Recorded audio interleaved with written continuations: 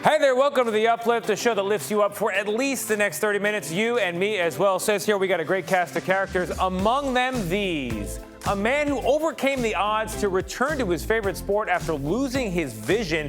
We'll tell you how he got back on the skateboard. Also a puppy who joined the New York Mets. What's a dog doing with a Major League Baseball team? We'll explain. Also a teen with autism who loves musical theater gets a surprise of a lifetime in Times Square. And the band that meets every week on the same corner in Minneapolis, what's the powerful reason behind the group? We'll get into it.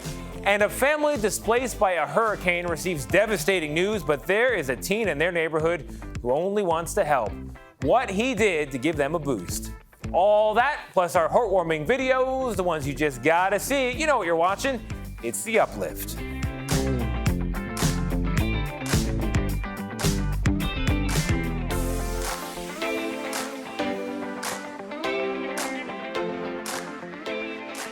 Welcome to The Uplift. I'm Tony DeCopel. I'm your host. We do have a great show for you, and we are going to start with a story about a skateboarder who overcame the odds to get back on the board after he lost his sight. Here's Caitlin O'Kane with his story. Justin Bishop has been skating since he was 10 years old, but took a break for about 3 years when he lost his vision. He was born with retinitis pigmentosa.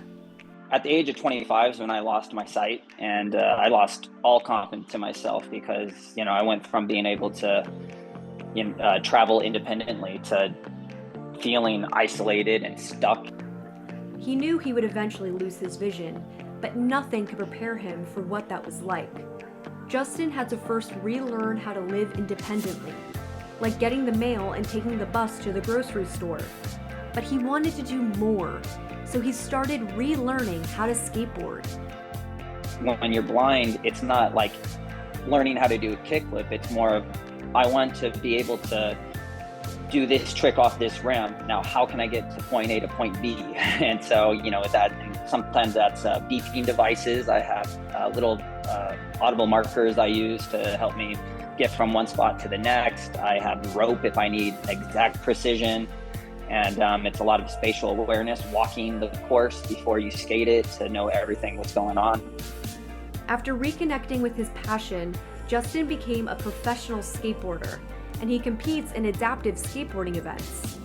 In retrospect, I wish I never gave up skateboarding because I would have had at least a staple in my life that even though when I lost my sight, I was horrible at skateboarding because I had to relearn balance without seeing and doing all of that, but at least I had something that I loved to work hard at. He says skateboarding can teach anyone a valuable lesson. Things worth doing are going to be hard. Without skateboarding, I don't think I would have gone through my transition of blindness as easy as I did. Don't get me wrong, it was one of the hardest 3 years of my life to kind of return to who I am mentally, identity-wise, and feeling independent. But having skateboarding for a majority of my life before I lost my eyesight taught me that discipline I needed to learn something new. You fail. And skateboarding taught me if you fail enough times, you're going to learn how to do it right. A truly amazing story. Caitlin O'Kane bringing it to start us off. Thank you, Caitlin. Moving on now to Betty Reid Soskin. She had many accomplishments during her 101 years on this planet. Most notably, she became the oldest park ranger in the nation, working at the Rosie the Riveter National Historical Park. CBS San Francisco's Rick Villaroman has more on this history-making ranger. With all the fanfare of a royal visit, Betty Reid Soskin was greeted by the students of the school that was renamed after her just 1 year ago. And why not? At 101, she's earned every bit of accolade she gets after a career that spanned decades. But she still can't believe it. I just can't imagine that that's me. It's just not possible. Betty started her career as a park ranger at the age of 85, giving history lessons about the women who worked in factories during wartime. Technically, she retired earlier this year, but shows no signs of slowing down. I never did really retire. I'm still working. I don't know if I'll ever really retire. Today she met with students in the classroom, answered questions. So who in here has a question for a 101-year-old woman? And what's visiting a middle school without. Can we take a selfie? Yes, But she's smart enough to know that there are still lessons for a 101-year-old. I learned about kinetic energy. I didn't realize there was such a thing. I'm going to have to look it up. She need look no further than a mirror, because as far as energy goes, she's got it to spare. Her daughter Diara put it this way. I truly have been blessed to be able to have, a front row seat and to watch her in action. As far as lessons to give after celebrating 101 birthdays, she offered this. Have you kind of figured out which is the best birthday cake flavor? Yes, And which is? it's the white cake. It's the one that Costco sells. Who can argue with that? And with so many stories to tell and so many lives touched, I really look up to you. when asked if her biggest legacy will be being a park ranger, No, it's having this school. This has been the most wonderful thing that has happened to me, because I know that I mattered. and to so many, matter she does. It's as if my whole life has been leading to this moment. I never dreamed that it would. I would trust her cake recommendation. That's a great story as well. And we got more of them coming up, including a teen with autism and a love for musical theater getting a big surprise. It has to do with her favorite Broadway musical. Plus, meet another teen who found a way to help a family in need by doing what he loves. What's that? We'll tell you.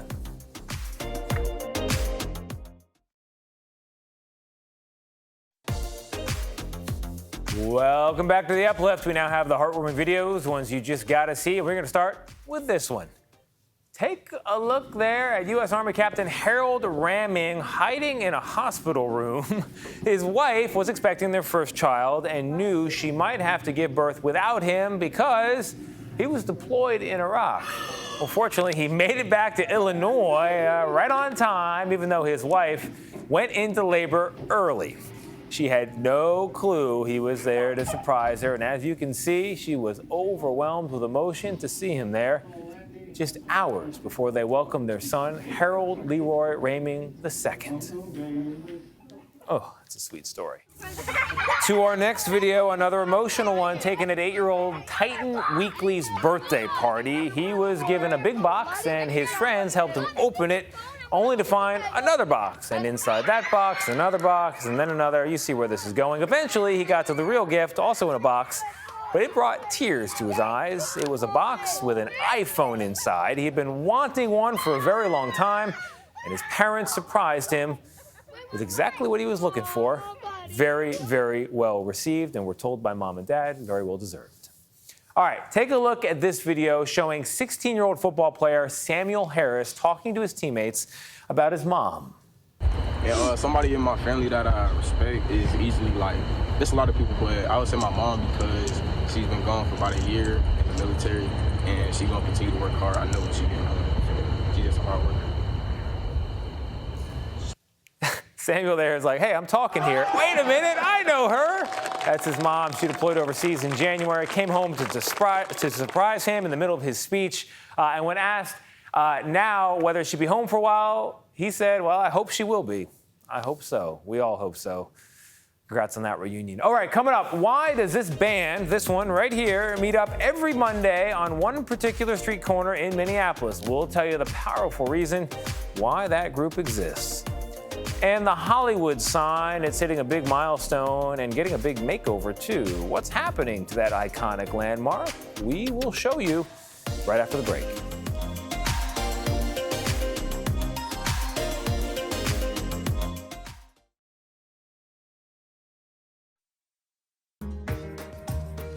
When you think of Hollywood, you probably think of the movies, but also of that very famous sign, the Hollywood sign tucked into the hills. Well, that landmark is reaching a major milestone this year, and to celebrate, it is getting a makeover.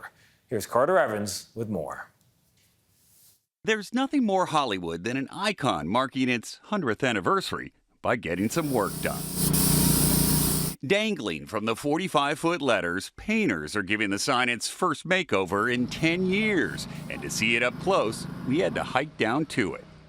This is like getting into one of the most exclusive clubs in Los Angeles. Nobody gets to go to the Hollywood sign. Security at this place is really tight. We have cameras all over the place. Jeff Sarinam chairs the Hollywood Sign Trust that pays for its upkeep. Recently, they uncovered a new discovery at the base of the letters, hidden for 40 years.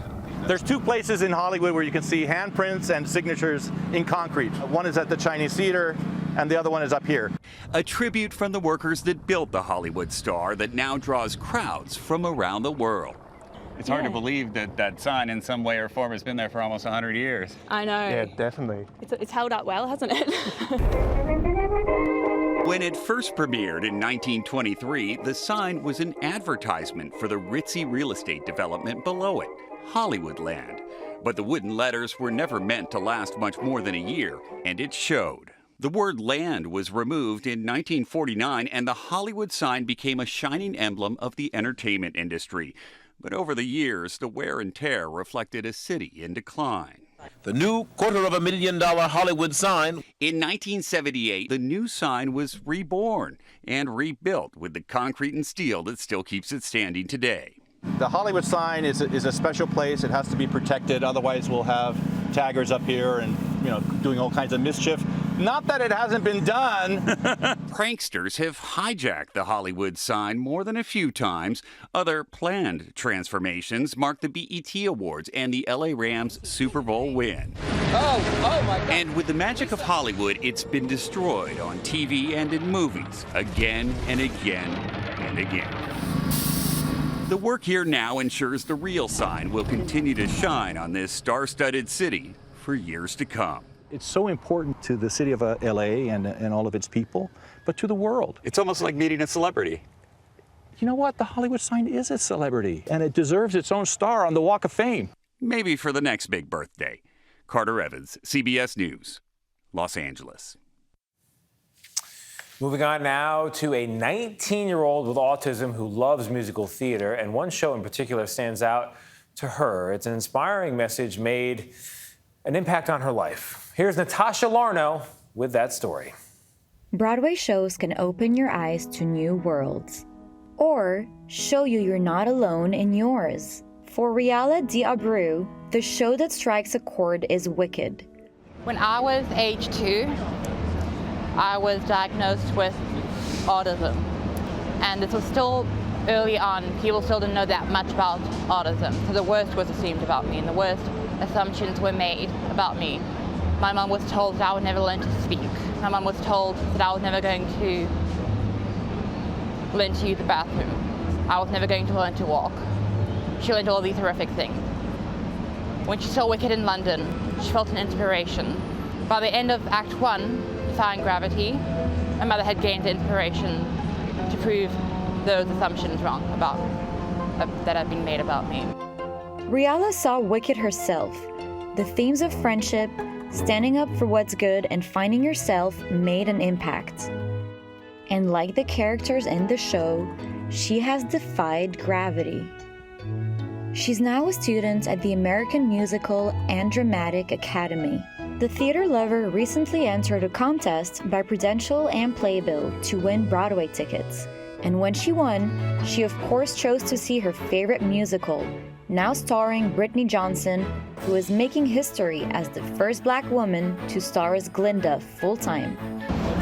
What stood out to me was seeing Brittany Johnson as Glinda for the first time. I had never seen her, and that was one of the main reasons why I had chosen Wicked specifically for that giveaway. As part of the contest, Riala went to Times Square to give an interview.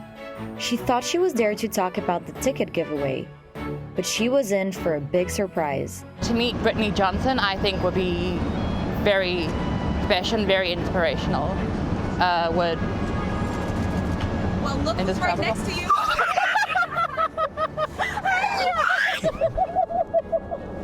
Hi! How are you? Great. It's so lovely to meet you. Good to see you. Wicked has inspired Riala for years, but she's never quite seen Glinda like this. And she hopes to one day follow in Britney's footsteps as a Broadway star. My biggest piece of advice is to remember that you are what make you unique. So it's not about trying to be anything for anyone else. When you walk into an audition room, when you walk into any situation, you are what makes you unique. So make sure to just be yourself. You're enough. You are enough. Good advice for all of us. All right, more than a year ago, a group of performers started meeting up on the very same street corner in Minneapolis, and they did it every week after week after week. They haven't missed a Monday since that first meeting. CBS Minnesota's Carolyn Cummings shows us now why that group performed in the first place. On any given Monday. Are we warm? At this corner of 38th Shall we? and Chicago. Do we want to hang? We can hang out over here. You'll find a community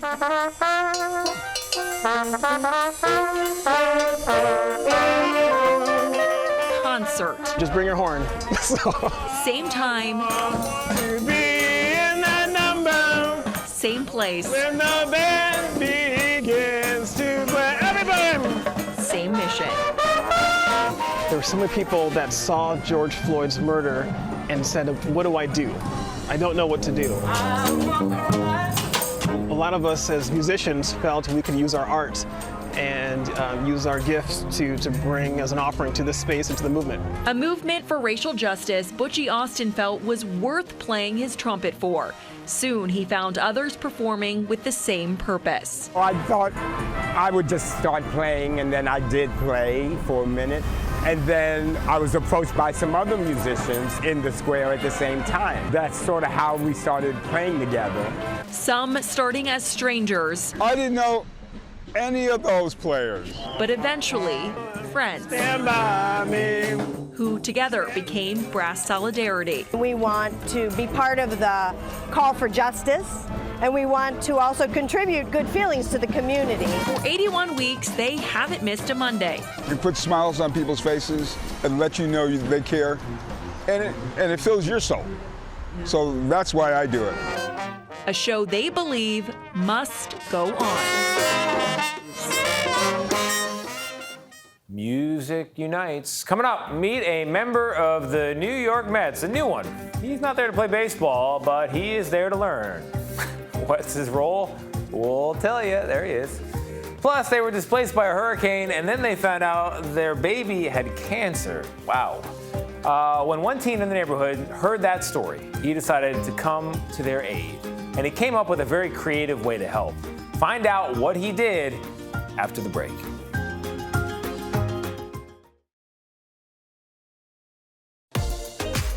The New York Mets have a new team member named Shay, but he is not training for baseball. He's there to learn another job. Here's Nancy Chen. Here at Citi Field, home of the New York Mets, there are plenty of star players. This is Shay. He's a service dog in training.